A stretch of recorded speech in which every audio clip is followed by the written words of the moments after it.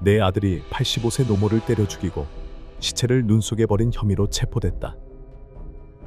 작은 마을인 만주 산악지역 충칭에서 설 명절을 기쁘게 맞이하던 마을 사람들은 뜻밖의 충격적인 장면을 목격하게 되었습니다. 나이가 80이 넘은 할머니 한 분이 나무 밑에서 웅크리고 앉아있는 채로 숨을 거두고 온몸이 얼어붙은 상태로 발견되었기 때문입니다. 처음에는 자연사로 보였으나 경찰이 부검을 진행하면서 이 사건이 단순하지 않다는 점이 드러났습니다. 특히 이상한 점은 할머니의 네 아들 모두가 어머니의 죽음을 외면하며 회피하려는 태도를 보였다는 것입니다. 이 네 아들은 정말로 비정한 것일까요? 아니면 아직 밝혀지지 않은 숨겨진 진실이 존재하는 걸까요? 오늘의 영상에서는 이 가슴 아픈 사건 뒤에 숨겨진 진실과 미스터리를 함께 파헤쳐 보도록 하겠습니다. 실제 범죄 사건을 2D 스타일로 각색한 작품입니다. 이 사건은 1월 2일 이른 아침에 발생했습니다. 마을 주민들이 새해를 맞아 일찍 일어나 폭죽을 터뜨리고 있었던 시간대였습니다. 그때 산책하던 몇몇 주민들이 길과 나무 밑에서 웅크리고 있는 할머니를 발견했습니다. 처음에는 깊이 잠든 것으로 여겼기에 크게 신경 쓰지 않았습니다. 그러나 가까이 다가가 보니 이상한 점이 있었습니다. 뼈를 내는 겨울 추위 속에서 왜 할머니가 집에서 잠을 자지 않고 길가에서 웅크리고 계셨을까 하는 의문이 들었습니다. 곧 마을 주민들은 그 할머니가 마을 주민인 제샹잉 85세이라는 사실을 알아챘습니다. 제샹잉 할머니는 연로하셨지만 내 아들이 번갈아 가며 돌봐왔던 분이었습니다. 주민들이 제샹잉을 깨우려 했지만 그들은 그녀의 몸이 이미 차갑게 식어 숨이 멈춘 것을 보고 경악했습니다. 충격을 받은 주민들은 근처에 사는 그녀의 아들들에게 급히 소식을 알리러 갔습니다. 마침 제샹잉의 둘째 아들인 리시오쿠이는 아이를 학교에 데려다준 뒤 집으로 돌아오던 길이었습니다. 한 주민이 달려와 어머니께서 길에서 얼어 돌아가셨다고 알렸습니다. 하지만 리시오쿠이의 냉담하고 무관심한 태도는 주민들을 경악하게 했습니다. 그는 전혀 슬퍼하는 기색 없이 어떻게 이 나이 많은 노인이 그렇게 쉽게 죽을 수 있단 말이냐 라고 소리쳤습니다. 그의 발언은 주변 사람들을 충격에 빠뜨렸고 믿을 수 없다는 표정을 짓게 만들었습니다. 곧이어 마을 주민들은 제샹잉의 셋째 아들인 리시오펑을 현장으로 데려왔습니다. 처음에는 그가 다른 반응을 보일 것이라 기대했지만 그는 어머니를 한번 힐끗 본 뒤 아무 말 없이 뒤돌아 걸어가 버렸습니다. 두 아들 모두 슬픔을 표하기는커녕 완전히 무관심한 태도를 보이며 어머니를 한겨울 추위 속에 내버려 두었습니다. 제샹잉 할머니의 사망 소식이 마을 전역으로 퍼지자 점점 더 많은 주민들이 모여들었습니다. 두 아들의 냉담한 태도는 공동체의 분노를 불러일으켰습니다. 몇몇 주민들은 당신들은 어머니를 집으로 데려가 장례를 치를 생각도 없습니까? 아니면 여기 그대로 두려고 하는 겁니까? 라며 큰 소리로 비난했습니다. 하지만 리시오쿠이와 리시오펑은 아무 대답 없이 집으로 돌아가 문을 잠그고는 문제를 전혀 해결하려 하지 않았습니다. 결국 주민들은 다른 두 아들인 리시오아와 리시오핑을 데려왔습니다. 하지만 이들 역시 어머니의 시신을 낯선 사람처럼 바라볼 뿐 아무런 책임감이나 감정도 드러내지 않았습니다. 심지어 이들은 이건 우리와 상관없는 일이라며 어머니의 장례를 치를 의무가 없다고까지 말했습니다. 아들들에게 더 이상 기대할 수 없었던 주민들은 제샹잉의 세 딸에게 연락해 장례를 준비하도록 요청했습니다. 그러나 이 지역의 관습에 따라 장례를 준비할 권한은 오직 아들들에게만 주어졌습니다. 결혼한 딸들은 어머니의 장례에 관여할 수 없었기 때문에 세 딸 역시 어머니를 위해 아무런 행동을 할 수 없었습니다. 결국 제샹잉의 둘째 사위가 이 소식을 듣고 급히 현장으로 달려왔습니다. 하지만 그 역시 사위라는 이유로 할머니의 시신에 손을 댈 권한이 없었습니다. 몇 시간 후에도 제샹잉 할머니의 아들들은 여전히 어머니의 장례를 책임지려 하지 않았습니다. 결국 둘째 사위는 도로 옆에 서서 조용히 향을 피우고 지폐를 태우며 돌아가신 장모님을 애도했습니다. 이 광경을 지켜보던 마을 주민들은 분노를 참지 못하고 경찰에 신고를 했습니다. 경찰이 현장에 도착해 제샹잉의 시신을 확인하자 곧바로 이상한 점을 발견했습니다. 피해자의 입과 코에서는 피가 흘렀고 몸 곳곳에는 신발 자국으로 인한 상처가 남아 있었습니다. 이로 인해 수사관들은 제샹잉의 죽음이 단순 사고가 아니라는 강한 의심을 품게 되었습니다. 경찰은 시신을 경찰서로 옮겨 추가 조사를 진행하기로 결정했습니다. 법의학자가 시신을 부검한 결과 제샹잉의 머리에 심각한 부상이 있었으며 이는 뇌출혈을 일으킨 것으로 확인되었습니다. 또한 그녀의 머리에는 봉합되지 않은 상처가 남아 있었고 이는 오랜 기간 동안 극심한 고통을 겪었다는 증거였습니다. 그뿐만 아니라 얼굴에는 아물지 않은 흉터가 발견되었고 그녀는 숨을 거두기 전 추운 길에서 하룻밤을 견뎌야 했던 것으로 드러났습니다. 경찰은 그녀가 이 모든 부상을 어떻게 입게 되었는지에 대해 의문을 제기했습니다. 조사를 통해 경찰은 남편이 사망한 이후 제샹잉이 낡고 허름한 흙집에서 홀로 살아가야 했다는 사실을 알아냈습니다. 네 아들이 있음에도 불구하고 그녀는 제대로 된 돌봄을 받지 못하고 방치된 상태였습니다. 아들들은 각자 책임을 회피하며 어머니를 돌보지 않으려 했고 결국 마을 행정의 개입으로 겨우 분담해서 돌보기로 합의했습니다. 네 아들은 매달 한 명씩 어머니를 돌보는 방식을 선택했고 매달 1일마다 돌봄을 넘기는 식으로 책임을 나누었습니다. 제샹잉은 아들들의 차가운 태도와 무관심에 속이 상했지만 어쩔 수 없이 이를 받아들였습니다. 그러나 그녀는 아들들과 함께 지내는 동안 수많은 서러움을 견뎌야 했습니다. 이 상황은 약 2년간 지속되었고 사건이 발생한 그해 1월 1일 아침 장남이 막내 아들로부터 돌봄 책임을 이어받는 날이었습니다. 그날 아침 막내 아들 리시오핑과 그의 아내는 어머니를 재촉해 장남 집으로 보냈습니다. 그 이유는 바로 그날이 막내 아들의 장모 생일이었고 제샹잉이 생일 준비를 방해할까 염려했기 때문이었습니다. 막내 아들은 어머니를 장남 집 문 앞까지 데려다 준 뒤 문을 두드리지도 않고 그대로 돌아섰습니다. 장남 리시오어는 어머니가 도착했을 때 반가워하지 않았습니다. 이전에도 제샹잉이 장남의 집에 머무는 동안 개에게 물린 사고가 있었고 이 때문에 다른 세 아들들은 장남에게 한 달간 추가로 어머니를 돌보라고 요구했기 때문입니다. 자신이 손해를 봤다고 여겼던 장남은 더 이상 어머니를 받아들이지 않기로 결정하고 문을 잠그고 아침 식사를 하러 떠났습니다. 그때 기온은 영하 3도까지 떨어져 있었고 제샹잉 할머니는 아침부터 아무것도 먹지 못한 상태였습니다. 몸은 추위와 배고픔으로 인해 점점 더 지쳐갔습니다. 할머니는 장남이 돌아오기를 기다리며 문 앞에 앉아 있었지만 시간이 지나도 장남은 나타나지 않았습니다. 점점 피로감이 몰려오자 제샹잉 할머니는 더 이상 기다릴 수 없다고 판단하고 지팡이를 짚으며 둘째와 셋째 아들의 집을 향해 발걸음을 옮겼습니다. 그녀는 단지 몸을 녹이고 음식을 조금이라도 먹어 추위를 견디고자 했습니다. 하지만 두 아들의 집에 도착했을 때 그들 모두 집을 비운 상태였습니다. 다행히 그녀를 발견한 한 이웃이 측은한 마음에 그녀를 집으로 데려가 잠시 몸을 녹이도록 도왔습니다.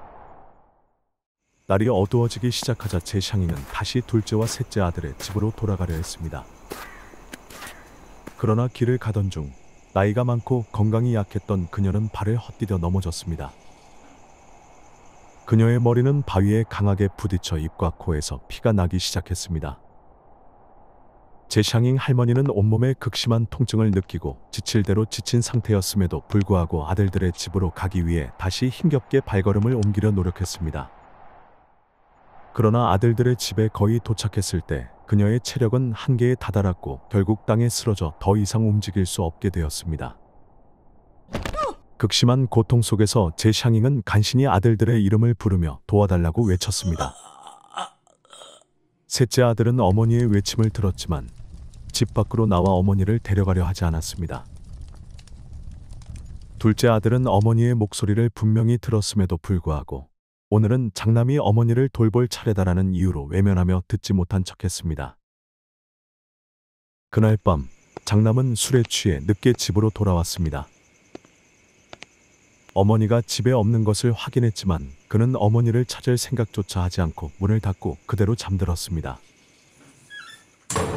막내 아들 역시 장모의 생일을 축하하며 하루를 보낸 뒤 어머니에 대해 전혀 신경 쓰지 않았습니다. 어느 누구도 도와주지 않자 제샹잉 할머니는 추운 밤거리를 홀로 헤매다 결국 길가의 작은 벤치에 누워 잠시 쉬기로 했습니다. 몸은 이미 쇠약해져 있었지만 그녀는 밤새 몰아치는 차가운 바람을 견뎌야 했습니다. 1월 2일 아침, 둘째 아들 리시우쿠이는 아이를 학교에 데려다주기 위해 집을 나섰습니다. 그는 나무 밑에서 웅크리고 있는 어머니를 발견했지만 걱정은커녕 그녀를 향해 화를 냈습니다. 그는 어머니를 다그치며 소리를 지르고 심지어 그녀를 발로 차 쓰러뜨리기까지 했습니다. 제샹잉이 고통 속에서 아들에게 도움을 청했지만 리시우쿠이는 어머니를 집 안으로 들이거나 도움을 주려 하지 않았습니다. 그는 아이를 학교에 데려가야 한다며 서둘러 자리를 떠났습니다. 그 순간 제샹잉 할머니의 몸은 이미 한계에 도달했고 결국 숨을 거두고 말았습니다. 얼마 후 마을 주민들이 그 길을 지나가다 그녀의 시신을 발견했습니다. 주민들이 가까이 다가갔을 때 제샹잉은 이미 오랜 시간 전에 숨이 멎은 상태였습니다. 제샹잉의 죽음 소식은 곧 경찰에 보고되었습니다. 경찰이 현장에 도착해 조사를 시작하자 네 아들은 자신들의 행동에 대해 변명을 늘어놓았습니다. 그들은 부모가 특정 자식만 편애했기 때문에 자신들은 책임을 지지 않겠다고 주장했습니다. 하지만 경찰이 추가 조사를 통해 마을 주민들에게 이야기를 들은 결과 아들들의 주장은 단순히 책임을 회피하려는 핑계에 불과했습니다. 제샹잉과 그녀의 남편은 과거에 넓은 집에서 살고 있었습니다. 그러나 장남의 결혼을 위해 그 집을 양보하고 자신들은 마을 외곽의 작은 흙집으로 이사했습니다.